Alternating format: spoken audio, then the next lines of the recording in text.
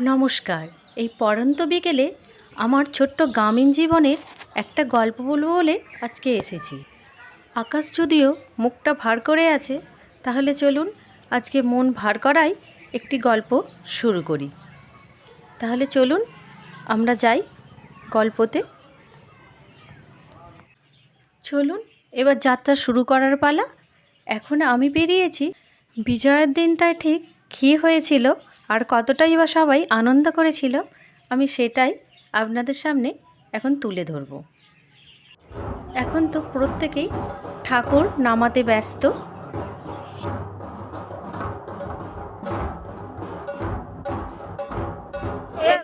আর এই হলো আমাদের এক দিদিভাই। এ হলো আমাদের বাড়ির মধ্যে সবার থেকে বড় যা। দেখুন দারুণ সেজেছিল কিন্তু ওই দিনটা। ওই দিন ওরা প্রত্যেকেই ঠিক করেছিল যে লাল পাড় আর সাদা শাড়ি সবারই পরনে থাকবে, সেই হিসাবে ওরা সেজে এসেছিল। কিন্তু আমার কান পর্যন্ত ওই খবরটি আসেনি, তাই আমি একটা সাদা শাড়ি এমনিই পরেছিলাম। কিন্তু পরে গিয়ে শুনলাম নাকি সাজগোজ এমন থাকবে।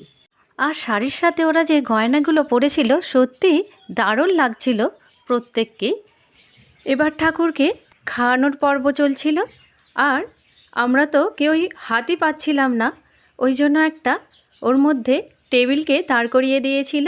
আর এই হলো আমাদের বাড়ির ছোট কাকিমা। দেখুন নাতি নাতনিদের নিয়ে সুন্দরভাবে ছবি উঠছে। ভাই বোনের খুনসুটি হবে না দুর্গাপুজোয়, তাও কি হয়। আর এই হলো আমাদের দিদিভাই। আর এরা হলো গোলাপ ফুল পদ্ম ফুলের মতো আমার জায়ের মেয়ে, আর ওটি হলো আমার ছেলে। ওরা এতটাই আনন্দে মেতে আছে যে খানিকটা পরেই মা যখন বিসর্জন হয়ে যাবে জিজ্ঞাসা করবে, আবার কবে আসবে মা।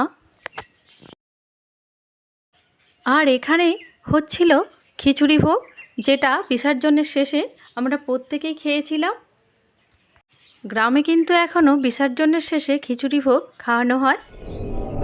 এবার মাকে খাইয়ে বিদায় জানাবার পালা। আবারও একটি বছরের অপেক্ষা, আবারও সেই রোজকার সাদামাটা দিনেই ফিরে যেতে হবে। তবু সবশেষে বলবো, আবার মা আসছে।